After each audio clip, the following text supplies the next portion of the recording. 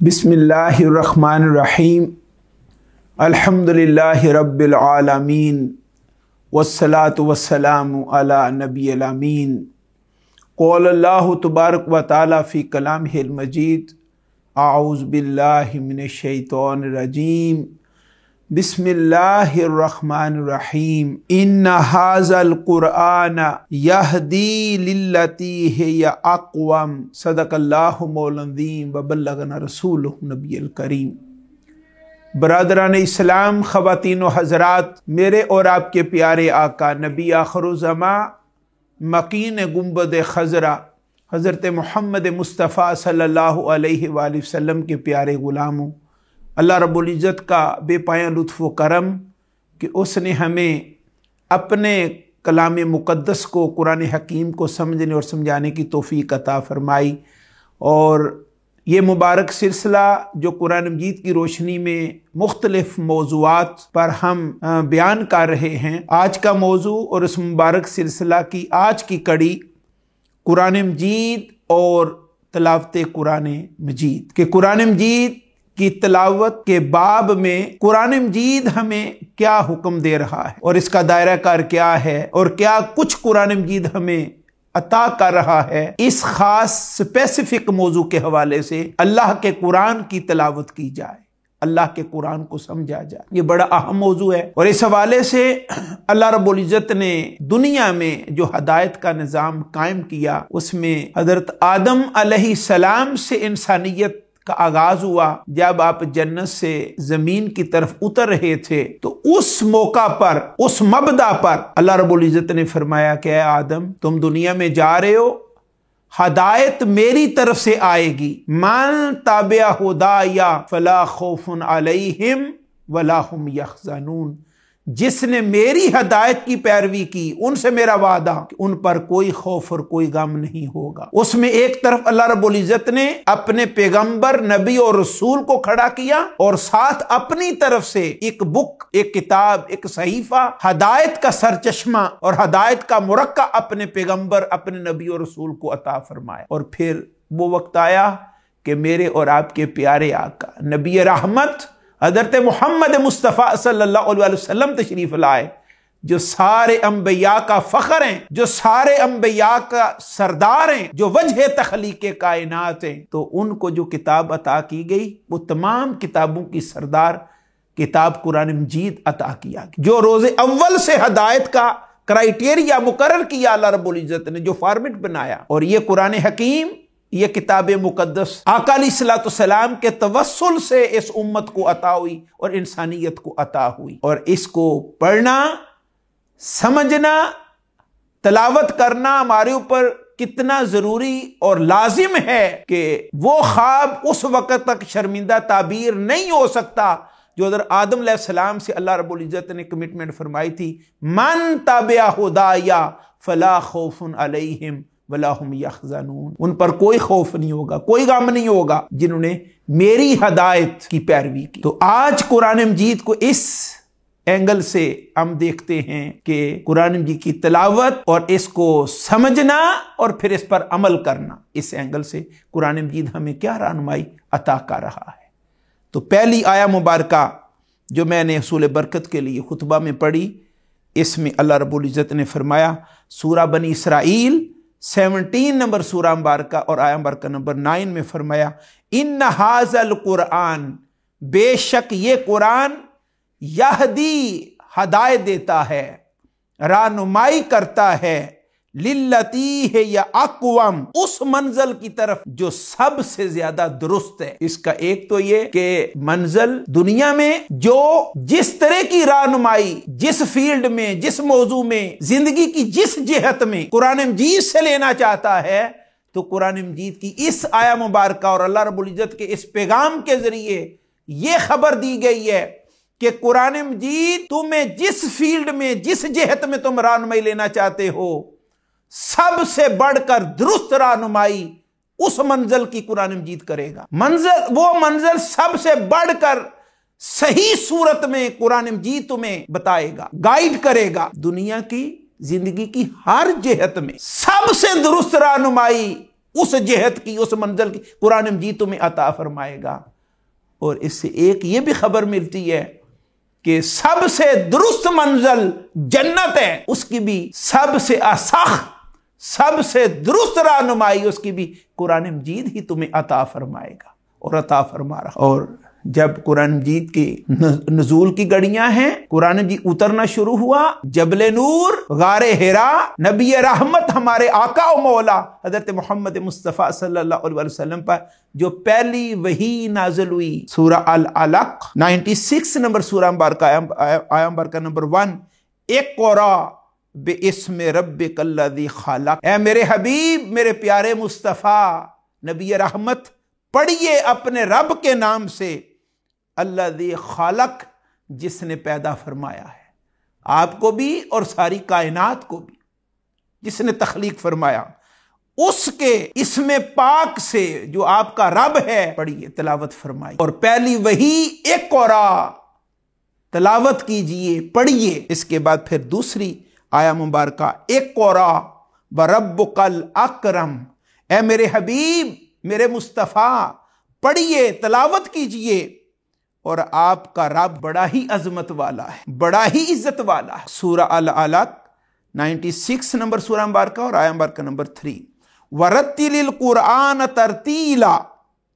اور آپ میرے حبیب صلی اللہ علیہ وسلم آپ تلاوت کیجئے قرآن مجید کی، رک رک کر، ٹھہر ٹھہر کر، بڑی محبت سے، بڑے پیار سے، بڑے ادب سے، ٹھہر ٹھہر کے اللہ کے قرآن کی تلاوت کیجیے۔ سورہ المزمل 73 نمبر سورہ مبارکہ اور آیا مبارکہ نمبر 4۔ اس کے بعد پھر اگلی آیا مبارکہ پھر اس طرح کا یہ حکم، یہ سارے امر کے صیغے ہیں، یعنی اس سے قرآن مجید کی تلاوت اور اس کا پڑھنا، اس کی اہمیت کی طرف یہ اشارہ کیا جا رہا۔ اتلو ما اوحی الیک من الکتاب، اے میرے حبیب صلی اللہ علیہ وسلم آپ تلاوت کیجئے ما اوحی الیک، جو آپ صلی اللہ علیہ وسلم کی طرف وحی کی جا رہی ہے، من الکتاب، کتاب میں سے، اس میں سے تلاوت کیجئے جو آپ کی طرف وحی کی جا رہی۔ سورہ العنکبوت 29 نمبر سورہ مبارکہ اور آیا مبارکہ نمبر 45۔ اس کے بعد پھر قرآن مجید، یعنی یہ پہلو تھا، سب سے پہلے بات ہوئی کہ سب سے بہترین اور درست رہنمائی زندگی کی ہر جہت میں تمہیں قرآن مجید عطا فرمائے گا۔ سیکنڈ پہ پھر کتنی تاکید اس میں فرمائی گئی، اور اللہ رب العزت نے اپنے پیارے مصطفیٰ صلی اللہ علیہ وسلم سے خطاب فرمایا، بار بار خطاب فرمایا، اپنی شانوں کو ساتھ بیان فرمایا، اور ساتھ فرمایا میرے قرآن کی تلاوت کیجئے، میری وحی کی تلاوت کیجئے، جو میں میرے مصطفیٰ آپ کی طرف اتارا اس کی تلاوت کیجئے، ٹھہر ٹھہر کے پڑھیے، مزے لے لے کے میرے کلام کی تلاوت، امر کے صیغے۔ پھر قرآن مجید کی تلاوت، جہاں پہلی کتابوں میں پہلے انبیاء کے اوپر فریضہ نبوت تھا اللہ کے کلام کی تلاوت کرنا اور لوگوں تک اللہ کے کلام کو پہنچانا، خود بھی پڑھنا، سمجھنا اور دوسروں کو بھی سمجھانا،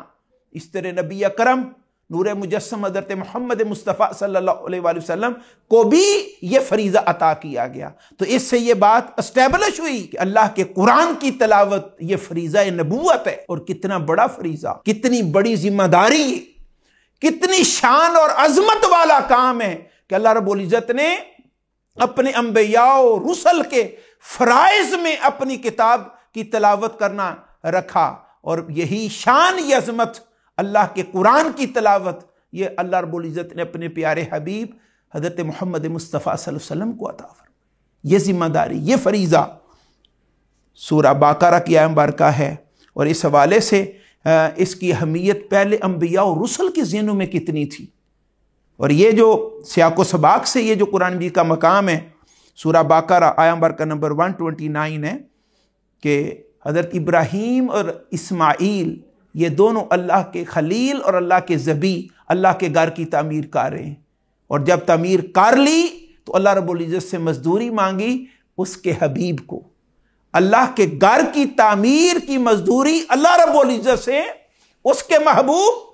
حضرت محمد مصطفیٰ صلی اللہ علیہ وسلم کی صورت میں مزدوری مانگی، اور کیا عرض کی؟ ربنا، اے ہمارے رب، وابعث، اور تو بھیج فیہم ان میں، ان اہل مکہ میں، اہل عرب میں، رسولاً وہ عظمت والے رسول حضرت محمد مصطفیٰ صلی اللہ علیہ وسلم، منہم جو انہی میں سے ہوں، ان کی زبان اور ان کی بولی بولتے ہوں، یتلو علیہم آیاتک، اور وہ عظمت والے تیرے رسول اور تیرے حبیب کریں کیا؟ یتلو علیہم آیاتک، وہ ان کے اوپر تیری آیات بینات کو تلاوت فرمائیں، وَيُعَلِّمُهُمُ الْكِتَابَ وَالْحِکْمَةَ، اور ان کو تعلیم دیں کتاب کی اور حکمت کی، وَيُزَكِّيهِمْ، اور ان کے نفوس کو پاک کریں، اِنَّكَ أَنْتَ الْعَزِيزُ الْحَكِيمُ، بے شک تو بڑا ہی غالب اور بڑی حکمتوں والا ہے۔ یعنی اس مقام پر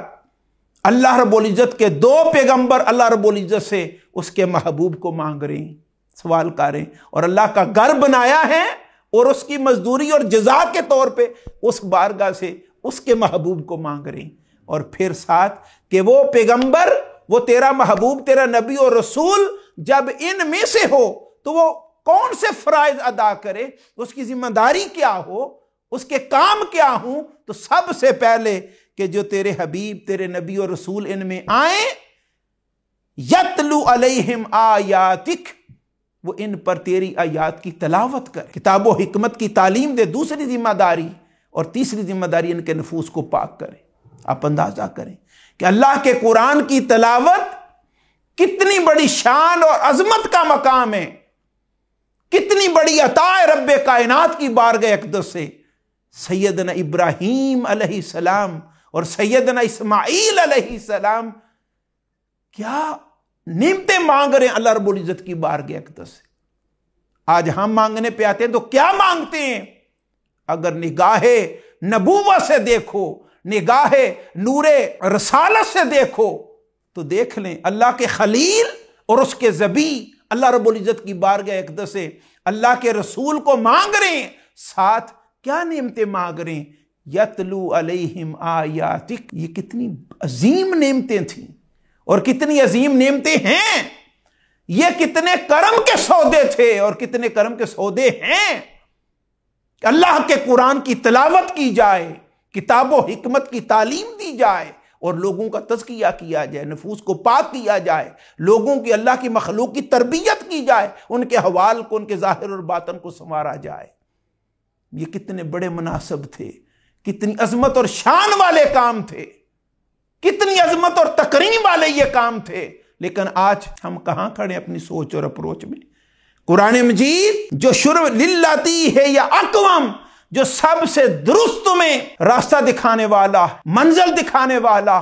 اللہ کا قرآن، اللہ کا کلام ہمیں کون سی منزل دکھا رہا؟ آج ہم کون سے عہدوں اور کن مناسب کے لیے در بدر کی ٹھوکریں کھا رہے ہیں اور ماریں کھا رہے ہیں؟ مہد دنیا،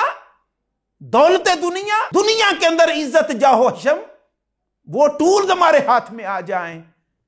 اور جو سب سے بڑی عظمت والے کام تھے، آج ہماری نظر میں ان کی حیثیت کیا رہ گئی؟ ادھر نگاہ نبوت کو دیکھیں، نگاہ رسالت کو دیکھیں، نگاہ خلیل کو دیکھیں، اور نگاہ ذبی کو، ان کے اپروچ کا عالم کیا تھا؟ یہ انبیاء کی اپروچ تھی، یہ ان کی سوچ تھی، اور اس سوچ سے بڑھ کر کوئی سوچ نہیں۔ جنہوں نے دنیا کا سودا کیا، انہوں نے گھاٹے کا سودا کیا، نقصان کا اور دھوکے کا سودا کیا انہوں نے، جس میں ہم سبھی آج اس دلدل میں پھنس گئے۔ قرآن مجید ہمیں اٹھا کے کس مرتبے پر فائز کرنا چاہتا؟ اس کے بعد پھر اگلی آیہ مبارکہ اسی مضمون کے تحت، کما ارسلنا فیکم رسولا منکم یتلو علیکم آیاتنا وَيُزَكِّيكُمْ وَيُعَلِّمُكُمُ الْكِتَابَ وَالْحِکْمَةَ وَيُعَلِّمُكُمْ مَا لَمْ تَكُونُوا تَعْلَمُونَ۔ سورہ البقرہ آیہ مبارکہ نمبر 151، 151 نمبر آیہ مبارکہ۔ میں جس طرح بقیہ پیغمبر ہم نے بھیجے، ہم نے تم میں وہ عظمت والے رسول بھیجے، یعنی ہر قوم میں ہم نبی اور رسول بھیجتے رہے، انہی میں سے، انہی کے ہم زبان، انہی کے ہم علاقہ، ہم قوم۔ اسی طرح تم میں بھی اہل مکہ ہم نے اپنے عظمت والے رسول حضرت محمد مصطفیٰ صلی اللہ علیہ وسلم کو بھیجا، منکم جو تم میں سے ہیں، اور کرتے کیا ہیں؟ یتلو علیکم آیاتنا، تم پر ہماری آیات کی تلاوت کرتے ہیں، وَیُزَکِّیکُم، اور تمہارے نفوس کو پاک کرتے ہیں، وَیُعَلِّمُکُمُ الْکِتَابَ وَالْحِکْمَہ، اور تم کو کتاب و حکمت کی تعلیم دیتے ہیں، وَیُعَلِّمُکُم مَا لَمْ تَکُونُوا تَعْلَمُونَ، اور تمہیں وہ علم عطا فرماتے ہیں جو تمہیں پتہ نہیں، جو تمہیں خبر نہیں، تم جاہل تھے اور جس کی خبر نہیں تھی، جس علم کی، وہ تمہیں اللہ کے قرآن کی صورت میں تمہیں وہ عطا کر رہے ہیں۔ اور اس میں بھی جو حضرت دیکھ لیں، جو اللہ کے محبوبین ہیں، جو اللہ کے قرب والے ہیں، جو اس کے انبیاء اور رسل ہیں، انہوں نے کیا مانگا؟ اللہ رب العزت نے اس کی تصدیق فرمائی، فرمایا کہ میرے ابراہیم اور میرے اسماعیل نے جو ہم سے مانگا، میرے محبوب کا سوال کیا، ہم نے وہ بھی عطا کیا، اور ہم سے جو ذمہ داریاں کہ یہ نعمتیں ان کے پاس ہوں، یہ کام کریں، فرمایا وہ ساری نعمتیں منوان، وہ دعا ہم نے اپنی بارگاہ میں قبول فرمائی، اور وہ ہم نے رسول اہل مکہ اہل عرب تم میں اتارے، جو تم پر تلاوت کرتے ہیں ہماری آیات کو، اور تمہارے نفوس کو پاک کرتے ہیں، اور تمہیں کتاب و حکمت کی تعلیم۔ دیکھ لیں اللہ تعالیٰ اپنے بندوں کی کس طرح سنتا، کوئی اس کا ہو تو جائے، کوئی اس کے لیے کوئی مانگے تو صحیح، دیکھیں اللہ تعالیٰ کس طرح اپنے بندوں کو اپنے کرم اور فضل سے نوازتا۔ اسی طرح اسی مضمون کے تحت قرآن مجید کے ایک اور مقام پر لَقَدْ مَنَّ اللَّهُ عَلَى الْمُؤْمِنِينَ إِذْ بَعَثَ فِيهِمْ رَسُولًا، بے شک اللہ تعالیٰ نے احسان فرمایا مومنین پر کہ جب اس نے اپنے عظمت والے رسول حضرت محمد مصطفیٰ صلی اللہ علیہ وسلم کو بھیجا، مبعوث فرمایا، من انفسہم، انہی میں سے، ان کے نفسوں میں سے، ان کے خاندان میں سے، انہی لوگوں میں سے، یتلو علیہم آیاتہ،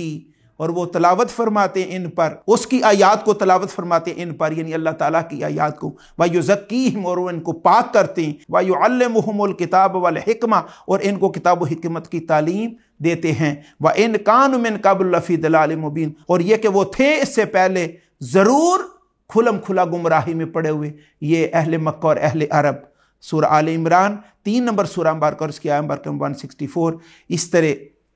پھر اگلا مضمون جو قرآن مجید میں تلاوتی آیات کے حوالے سے آیا، فرمایا جن کو ہم نے یہ قرآن عطا کیا، جن کو یہ آیات بینات عطا کی، وہ اللہ کے قرآن کی تلاوت کا حق ادا کرتے ہیں، حق ادا کرتے ہیں، اور حق ادا کرنے میں دونوں جہتیں ہیں، ایک اللہ کے قرآن کی تلاوت اس کے قواعد اور اصول قرات کے مطابق حق ادا کر دیتے ہیں تلاوت کرتے ہوئے، اور یہ آقا علیہ السلام کی امت نے کیا، غلاموں نے کیا، اور آج بھی کر رہے ہیں۔ اور دوسرا تلاوت اللہ کے قرآن کی تلاوت کا حق ادا کرنا، یعنی جو حکم دیا ہے، جو تعلیمات دی ہیں، اس پر عمل کر کے بھی انہوں نے حق ادا کر دی، عمل کا بھی حق ادا کر دیا، دونوں جہتوں میں تلاوت کے تحت دونوں چیزیں آئیں، تلاوت بھی عمل بھی۔ فرمایا الذین آتیناہم الکتاب، وہ خوش نصیب جنہیں ہم نے کتاب عطا فرمائی، یعنی قرآن مجید، یتلونہ، وہ اس کی تلاوت کرتے ہیں، حق کا تلاوت ہی، جس طرح اس کی تلاوت کا حق ہے۔ سورہ باقرہ آیہ مبارکہ نمبر 121۔ اس طرح پھر اگلی آیہ مبارکہ کہ یہ اللہ کے قرآن کی تلاوت یہ ایسا کاروبار ہے جس میں کوئی خسارہ نہیں، یہ ایسی تجارت ہے جس میں اضافہ ہی اضافہ، اور اللہ کے کرم اور فضل کی بارشیں ہیں صبح و شام۔ ان الذین یتلون کتاب اللہ، بے شک وہ لوگ جو اللہ کی کتاب قرآن حکیم کی تلاوت کرتے ہیں۔ آپ اندازہ کریں کہ اللہ کے قرآن کی تلاوت اللہ تعالیٰ کے بندوں کو کیا عطا کرتی، کتنا بڑا ریوارڈ، کتنی بڑی منفعت، کتنی بڑی دولت ان خوش نصیبوں کو عطا کی جاتی ہے۔ اللہ رب العزت نے فرمایا ان الذین یتلون کتاب اللہ، بے شک وہ لوگ جو اللہ تعالیٰ کی کتاب قرآن حکیم کی تلاوت کرتے ہیں، وَأَقَامُوا الصَّلَاةَ، اور نماز قائم کرتے ہیں، وَأَنفَقُوا مِمَّا رَزَقْنَاهُمْ، اور جو ہم نے ان کو دیا اس کو خرچ کرتے ہیں، سرًا، چھپا کر، خفیہ طور پر، وَعَلَانِيَةً، اور لوگوں کی ترغیب کے لیے اظہار کر کے، یرجونا، وہ امید رکھتے ہیں، آرزو رکھتے ہیں، تجارتاً، ایک ایسی تجارت کی، لن تبورا، جس کے اندر کوئی خسارہ نہیں ہے، یعنی یہ ایک تجارت ہے اللہ کے قرآن کی تلاوت اور نماز کا قائم کرنا۔ اور تیسرا اللہ تعالیٰ نے جو رزق دیا ہے اس کو چھپا کر اور اعلان اللہ کے راستے میں خرچ کرنا،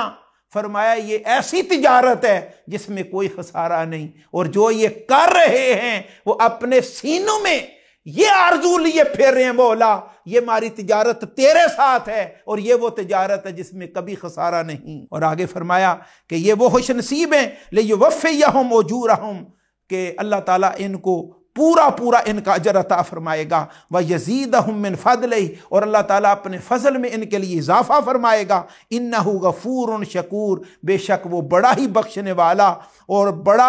شکر قبول فرمانے والا ہے۔ سورہ فاطر 35 نمبر سورہ مبارکہ اور آیہ مبارکہ نمبر 29 اور 30 یہ آیات بینات ہیں۔ اس طرح پیارے حبیب صلی اللہ علیہ وسلم جو تلاوت کرنے والے ہیں اور اس کی اتباع کرنے والے ہیں، ان کو خوشخبری سنا دو۔ فَبَشِّرْ عِبَادِي، اے میرے مصطفیٰ، میرے حبیب کریم صلی اللہ علیہ وسلم، میرے بندوں کو یہ خوشخبری سنا دو، الَّذِينَ يَسْتَمِعُونَ الْقَوْلَ، کہ جو میری بات کو سنتے ہیں، میرے قول کو سنتے ہیں، فَيَتَّبِعُونَ أَحْسَنَهُ، اور پھر اس جو قول سنتے ہیں اس کے عمل کی جو سب سے حسین ترین صورت ہے، سب سے اعلیٰ صورت ہے، اس کی پیروی کرتے ہیں، اس پر عمل کرتے ہیں، اس کو بجا لاتے ہیں۔ یعنی جو حکم دیا جاتا ہے، جو قول کیا جاتا ہے، فرمایا ہم جو بات ان سے کرتے ہیں، جو حکم دیتے ہیں، جو بات بھی کرتے ہیں، میرے بندے جن کی یہ حالت جو سنتے ہیں غور سے، اور پھر اس کی جو سب سے اعلیٰ صورت عمل کی بنتی ہے، حسین ترین صورت بنتی ہے، اس کو اختیار کرتے ہیں، اس کی تابعداری کرتے ہیں۔ فرمایا اولئک الذین ہداہم اللہ، یہی وہ لوگ ہیں جن کو اللہ تعالیٰ نے ہدایت دے دی، وَأُولَئِكَ هُمْ أُولُو الْأَلْبَابِ، اور فرمایا یہی وہ خوش نصیب ہیں جو صحیح معنوں میں عقل والے ہیں، یہی سمجھ والے لوگ ہیں۔ سورہ مبارکہ نمبر 39 الزمر اور آیات بینات 17 اور 18۔ آپ اندازہ کریں کہ عقل والے بھی یہی ہیں، سمجھ والے بھی یہی ہیں، کہ جن کو یہ بات سمجھ میں آ گئی۔ اور وہ قرآن کی اگلی پھر خوبی بیان کی کہ اللہ کے بندے جو اللہ کے قرآن کو سنتے ہیں تو سن کر پھر وہ روتے ہیں۔ وَإِذَا سَمِعُوا مَا أُنزِلَ إِلَى الرَّسُولِ، اور جب وہ سنتے اور انہیں سن لیا جو نازل کیا گیا اس عظمت والے رسول حضرت محمد مصطفیٰ صلی اللہ علیہ وسلم کی طرف، یعنی قرآن مجید، ترا، تو میرے مصطفیٰ، میرے حبیب اور اہل ایمان تم دیکھو گے، أَعْيُنَهُمْ تَفِيضُ مِنَ الدَّمِ، کہ ان کی آنکھوں سے آنسو کی جڑیاں لگی ہوئی ہیں، ان کی آنکھیں چھم چھم برس رہی ہیں، ان کی آنکھیں اشک بار ہیں۔ کس کو؟ اپنے محبوب حقیقی کے کلام کو سن کر، اپنے کریم رب کے محبوب کلام کو سن کر ان کے دل تڑپتے ہیں اور ان کی آنکھیں برستی ہیں۔ اس کیفیت میں تم اہل ایمان کو پاؤ گے اور ہمارے محبوبین کو پاؤ گے کہ ان کی آنکھیں آنسو سے لبریز ہیں، چھم چھم برس رہی ہیں۔ سورہ المائدہ 5 نمبر سورہ مبارکہ اور آیہ مبارکہ نمبر 83 ہے۔ احیاء علوم الدین میں ایک قول نقل کیا ہے، جلد اول 714 صفحہ پر، حضرت وہیب بن ورد رحمۃ اللہ تعالی کے بزرگ گزرے ہیں، ان کا قول ہے، وہ فرماتے ہیں، وہ بزرگ حضرت وہیب فرماتے ہیں کہ ہم نے احادیث کو بھی پڑھا، ہم نے اور بہت سارے مواعظ کو بھی غور سے دیکھا اور ہم نے سنا، لیکن قرآن مجید کی تلاوت بھی کی، ساتھ قرآن بھی تلاوت بھی کی۔ جب ان کا کمپیریٹیو اثرات پر جب ہم نے غور کیا تو یہ بات سمجھ میں آئی کہ قرآن مجید کی سمجھ اور تدبر سے بڑھ کر کوئی چیز ایسی نہیں، اور اس سے بڑھ کر کوئی چیز نہیں جو دلوں کو اس سے بڑھ کر نرم کرنے والی ہو، جتنا اللہ کے قرآن کی تلاوت دلوں کو نرم کرنے والی اور غم عطا کرنے والی۔ یعنی اللہ کے بندے قرآن مجید اس لیے بھی پڑھتے تھے کہ جب پڑھتے تو ان کے اندر غم کی کیفیت طاری ہو جاتی۔ کس چیز کا غم؟ اللہ رب العزت کی بارگاہ میں پیش ہونا، قیامت کا دن برپا ہونا، دوزخ ہے، جنت ہے، کیا بنے گا؟ اللہ کا قرآن جب پڑھتا ہے کوئی بندہ بھی، اس کے اندر یہ خوف، یہ خطرہ داخل ہو جاتا اور یہ چیز اس کو عمل کی طرف ابھارتی، تیاری کی طرف ابھارتی، اپنی قبر اور آخرت کی تیاری کے لیے تیار کرتی ہے یہ کیفیت۔ تو حضرت وہیب فرماتے ہیں یہ کیفیت، یہ حال اللہ کے قرآن کی تلاوت اور تدبر اور تفکر سے بڑھ کر کوئی اور کلام اور کوئی چیز نہیں عطا کر سکتی بندہ مومن کو۔ اور اس کے ساتھ فرمایا کہ قرآن مجید کا تلاوت اور اس کا پڑھنا اتنا متاثر کن ہے کہ اس کے اور کوئی اس کے مقابلے میں کتاب نہیں لائی جا سکتی۔ اور پھر جب بندے اللہ کے قرآن کی تلاوت کرتے ہیں تو ان کے اندر یہ شوق اور کیفیت پیدا ہو جاتی ہے کہ جو کچھ ہم نے پڑھا ہے اپنے محبوب کا کلام اور پیغام، ہم اس سے اپنے آپ کو متصف بھی کر لیں، مزین بھی کر لیں اور موصوف بھی کر لیں۔ یہ قرآن مجید کا فیض اور برکت ہے۔ اسی طرح اس باب میں قرآن مجید جو کیفیت عطا کرتا ہے وَيُبَيِّنُ آيَاتِهِ لِلنَّاسِ لَعَلَّهُمْ يَتَذَكَّرُونَ، اللہ رب العزت نے فرمایا کہ اللہ تعالیٰ اپنی آیات کو انسانوں کے لیے بیان فرماتا ہے تاکہ وہ اس سے نصیحت پکڑے۔ مقصود یہ ہے کہ جب بندہ تلاوت کرتا ہے تو اللہ کے کلام سے الٹیمیٹ نصیحت پکڑتا اور یہ اثر اور یہ کیفیت اس کے دل میں اتر جاتی ہے کہ جو کچھ میں نے پڑھا میں اس پر عمل کروں۔ سورہ باقرہ آیہ نمبر نمبر 221 میں یہ بات فرمائی۔ اس طرح فرمایا انما المؤمنون الذین اذا ذکر اللہ وجلت قلوبہم واذا تلیت علیہم آیاتہ زادتہم ایمانا وعلی ربہم یتوکلون۔ سورہ الانفال 8 نمبر سورہ مبارکہ اور 2 نمبر آیہ نمبر فرمایا کہ بے شک فرمایا مومن وہ ہیں، بے شک مومن وہ ہیں جب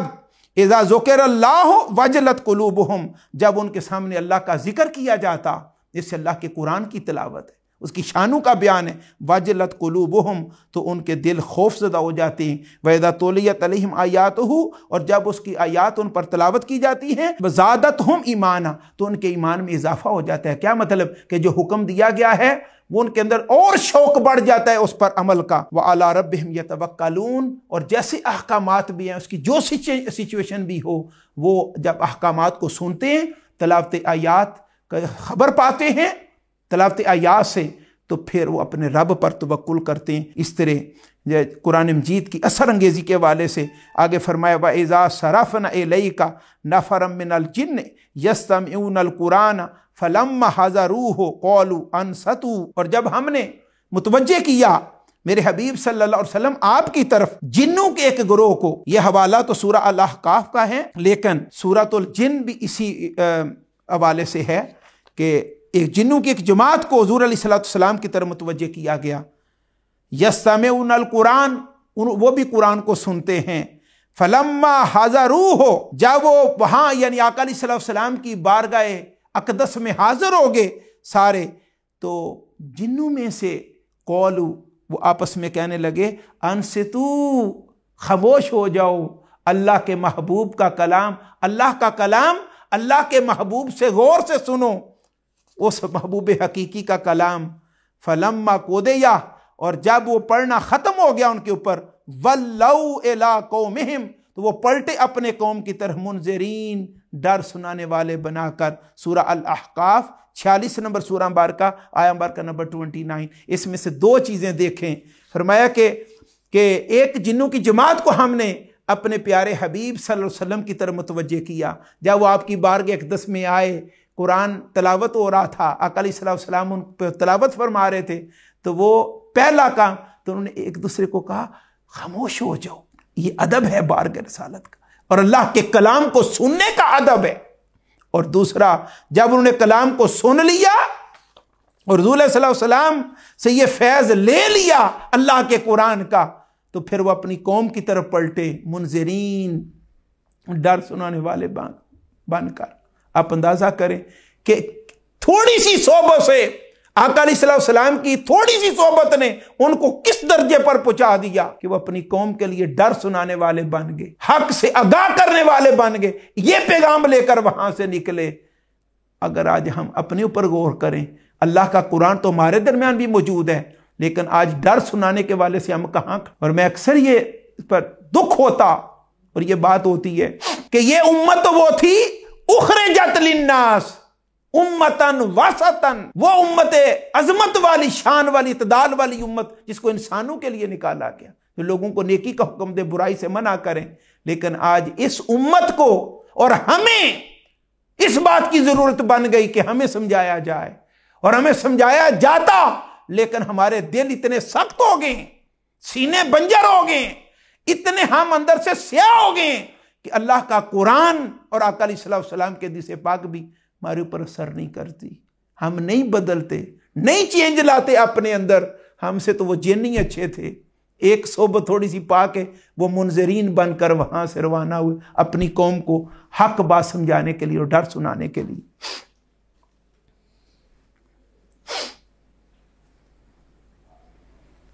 احادیث مقدسہ کی روشنی میں اللہ کے قرآن کی تلاوت کیا عطا کرتی ہے، تھوڑا سا اس اینگل سے ہم دیکھ لیتے ہیں۔ نعمان بن بشیر فرماتے ہیں کہ افضل ترین عبادت اللہ کے قرآن کی تلاوت ہے۔ نعمان بن بشیر رضی اللہ تعالیٰ بیان کرتے ہیں کہ نبی اکرم صلی اللہ علیہ وسلم فرمایا افضل عبادت امتی قراءۃ القرآن، میری امت کی سب سے افضل عبادت اللہ کے قرآن کی تلاوت ہے۔ یہ بہقی کی حدیث پاک ہے، جلد 2 صفحہ 354 اور اس کا نمبر ہے 2022 رقم جو ہے۔ ایک حرف کی تلاوت 10 نیکیاں عطا کی جاتی ہیں۔ حضرت عبداللہ بن مسعود رضی اللہ تعالیٰ عنہ روایت کرتے ہیں کہ حضور نبی اکرم صلی اللہ علیہ وسلم نے فرمایا من قرأ حرفا من کتاب اللہ فلہ بہ حسنہ والحسنۃ بعشر امثالها لا اقول الف لام میم حرف ولكن الف حرف ولام حرف ومیم حرف۔ ترمذی شریف جلد 5 صفحہ 33 اور حدیث پاک نمبر ہے 2910 2910۔ علیہ السلام نے فرمایا کہ جس نے کوئی اللہ کی کتاب کا ایک حرف پڑھا اس کو اس کے ساتھ ایک نیکی اور ایک نیکی کے ساتھ اس کو 10 گنا یعنی 10 نیکیاں عطا کی جاتی ہیں۔ اور راوی کہتے ہیں میں نہیں کہتا کہ اس سے الف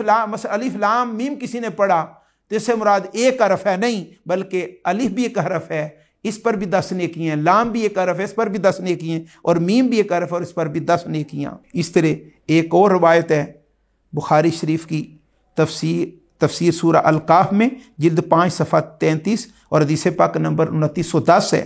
حضرت برا روایت کرتے ہیں کہ ایک شخص سورہ کہف پڑھ رہا تھا، اس کے قریب ہی گھوڑا بندھا ہوا تھا 2 رسیوں کے ساتھ، اتنے میں کہ بادل اس پر سائف گن ہوا، وہ بادل قریب ہوتا گیا اور اس کا گھوڑا بدکنے لگا۔ جب صبح ہوئی وہ حضور نبی اکرم والی دو جہاں نبی رحمت صلی اللہ علیہ وسلم کی بارگاہ اقدس میں حاضر ہوا اور یہ سارا کو سلسلہ آپ کے سامنے بیان کیا۔ تو حضور علیہ السلام نے فرمایا وہ سکینہ تھی جب تم تلاوت کر رہے تھے تو وہ آپ کا قرآن کا تلاوت کرنا اس کا باعث بنا کہ اللہ تعالیٰ کی طرف سے تمہارے اوپر سکینہ نازل کی گئی۔ جب اللہ کے قرآن کی تلاوت ہوتی ہے تو فرشتوں کا نزول ہوتا۔ صحیح مسلم جلد اول صفحہ 547 اور حدیث پاک نمبر 795 اور صحیح بخاری شریف جلد 4 1916 پیج اور 4730 نمبر حدیث پاک ہے۔ حضرت ابو سعید خدری رضی اللہ تعالیٰ نے ایک بڑا ایمان افروز واقعہ اللہ کے قرآن کی تلاوت کا بیان کیا کہ وہ سعید بن حذیر رضی اللہ تعالیٰ نے بیان کیا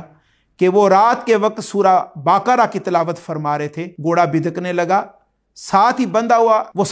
ہوا تھا، وہ خاموش ہو گئے تو وہ بھی رک گیا، یعنی گھوڑے نے بھی بدکنا جو ہے وہ چھوڑ دیا۔ وہ دوبارہ پڑھنے لگے تو گھوڑا دوبارہ بدکنے لگا، اب پھر رک گئے، ٹھہر گئے، پھر آپ نے تلاوت شروع کی، گھوڑے نے پھر بدکنا شروع کر دیا، اچھلنا کودنا شروع کر دیا۔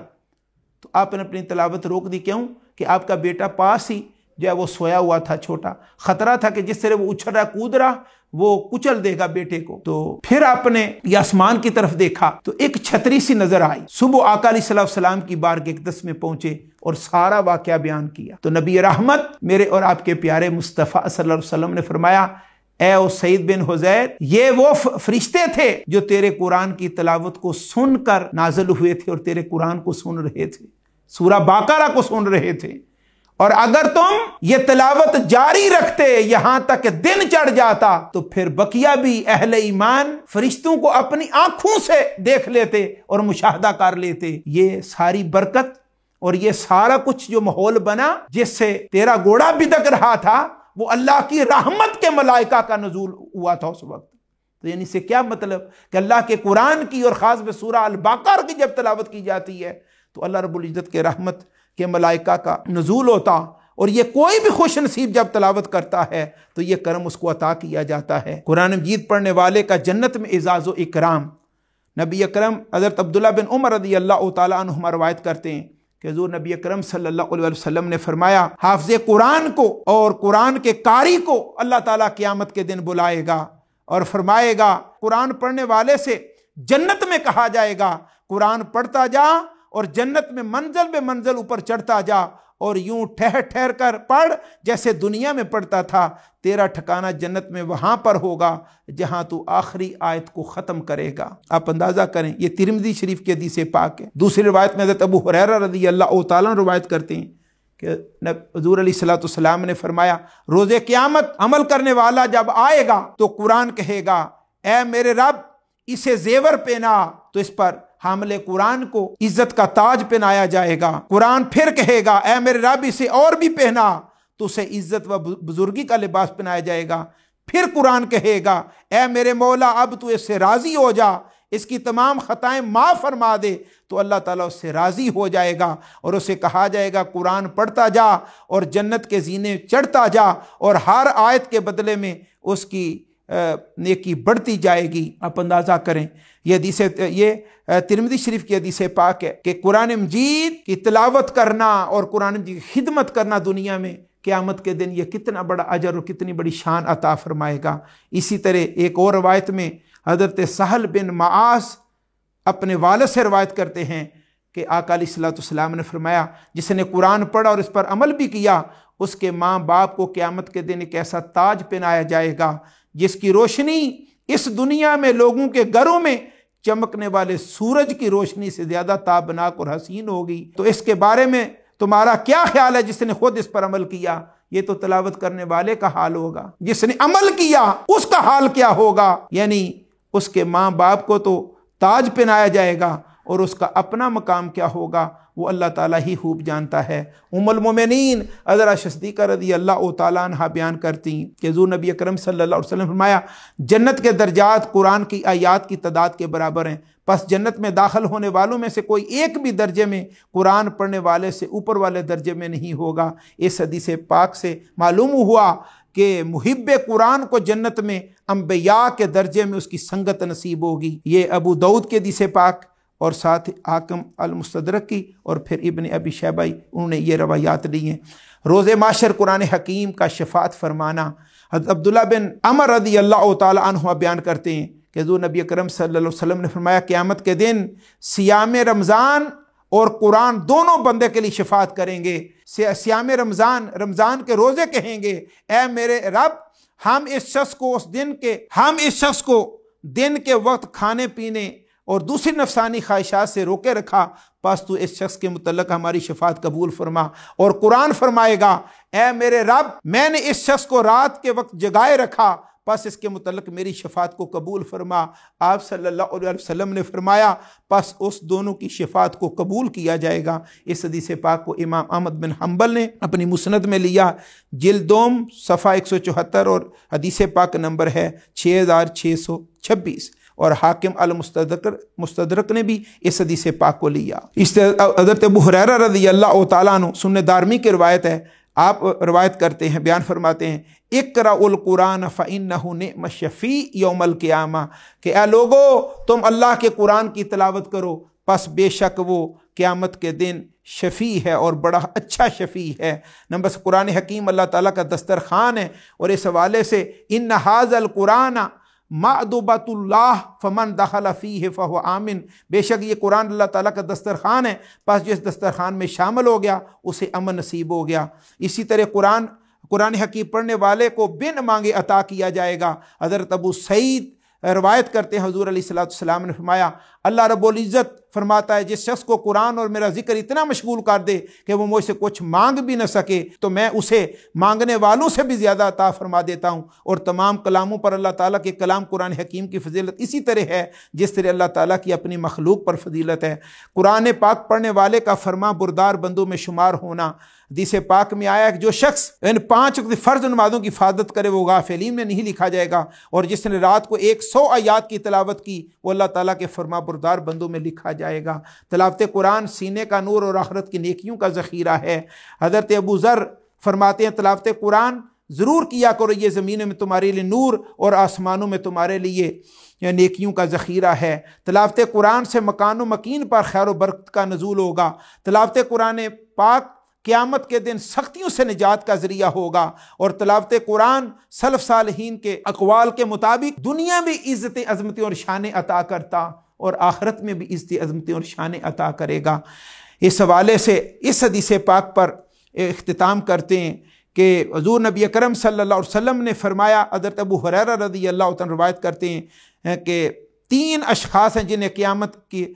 روز جب ہر ایک کی پریشان ہوگا، لیکن 3 اشخاص ایسے ہیں جنہیں قیامت میں بڑی گھبراہٹ بھی خوف زدہ نہ کر سکے گی اور نہ انہیں حساب و کتاب میں دشواری ہوگی۔ وہ مخلوق کے حساب و کتاب سے فارغ ہونے تک مشک خوشبو کے ٹیلوں پر آرام کرتے رہیں گے۔ پہلا وہ شخص جس نے اللہ تعالیٰ کی رضا کے لیے قرآن پڑھا اور کسی قوم کی امامت کی جبکہ مقتدی لوگوں سے خوش ہوں۔ دوسرا وہ صرف رضا الہی کی خاطر لوگوں کو 5 وقت کی نمازوں کی دعوت دیتا ہو۔ اور تیسرا وہ غلام جو اپنے پروردگار کے معاملات کو درست رکھیں، عبادت کرتا رہے اور اپنے آقا کے کام بھی خوش اسلوبی سے انجام دیتا رہے۔ دارمی اور سنن امام بہقی کی یہ روایت میں نے آپ کے سامنے۔ تو اس حوالے سے قرآن مجید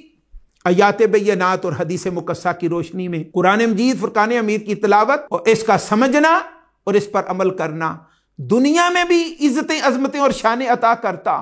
اور مرنے کے بعد بھی اسی کو اللہ رب العزت کا کرم اور فضل نصیب ہوگا، اور دنیا میں وہ عزت اور عظمت کے ساتھ جیے گا، اور قیامت کے دن اللہ تعالیٰ اس کو اپنے انبیاء و رسل میں جگہ عطا فرمائے گا۔ اسی لیے علامہ اقبال رحمۃ اللہ تعالی علیہ نے ایک بات یہ فرمائی، گر تو خواہی مسلمان زیستن نیس ممکن جذبہ قرآن زیستن، اور دوسرا پیغام دیا، قرآن میں ہو غوطہ زن اے مرد مسلمان، قرآن میں ہو غوطہ زن اے مرد مسلمان، اللہ کرے تجھ کو عطا جدت کردار۔ اللہ رب العزت ہمیں اپنے قرآن کی طرف موڑے اور عمل کی توفیق عطا فرمائے۔ وما علینا الا البلاغ المبین۔